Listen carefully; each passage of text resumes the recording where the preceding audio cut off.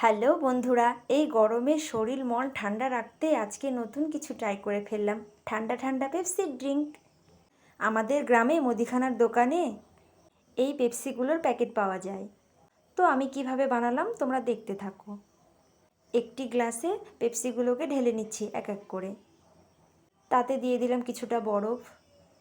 যেই বন্ধু আমার ভিডিওটি দেখছো অবশ্যই আমার চ্যানেলটিকে সাবস্ক্রাইব করে দিও।